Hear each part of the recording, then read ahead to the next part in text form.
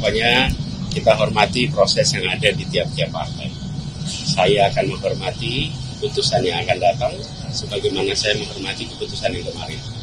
Dan masing-masing partai, setahu saya belum ada perubahan keputusan. Jadi sebelum ada perubahan keputusan ya berarti masih sama semuanya. Pak, tapi kan ini kayak pencegahan Anies yang tadinya hanya isu, namun kan ini makin terasa gitu ya Pak ya. Memang seberbahayakah itu Anies Baswedan atau semenakutkan itu kan? Mungkin ada tanggapan nggak Pak? Gitu, Pak?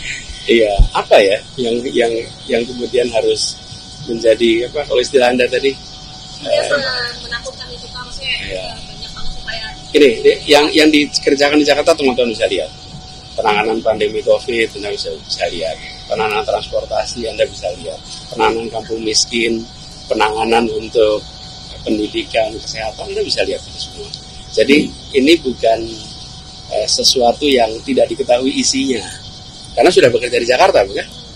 Dan selama bekerja di Jakarta juga keberpihakannya jelas, bukan?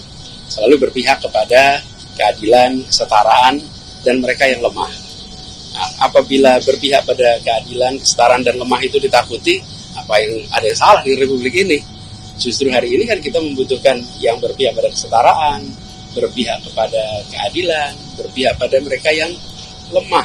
Dan itu juga yang membuat ketika saya mendapatkan panggilan untuk mengikuti proses politik pilkada, itu di rumah kami, itu rutin harian, datang warga dari berbagai tempat yang menyampaikan, Pak kami dulu begini, sekarang kami ada masalah ini, tolong kami dikembalikan Pak, tolong kami dibantu. Jadi ini termasuk sebelah kita nih, Kampung Bayam. Jadi yang menjadi misi apabila ditugaskan adalah mengembalikan rasa keadilan, mengembalikan keberpihakan kepada mereka yang lemah, mengembalikan agar warga di Jakarta itu tinggal dengan tenang, bukan tinggal dengan tegang. Dan termasuk negara hadir melindunginya bukan melindungi yang sebentar-sebentar saja. Download Tribun X sekarang, menghadirkan lokal menjadi Indonesia.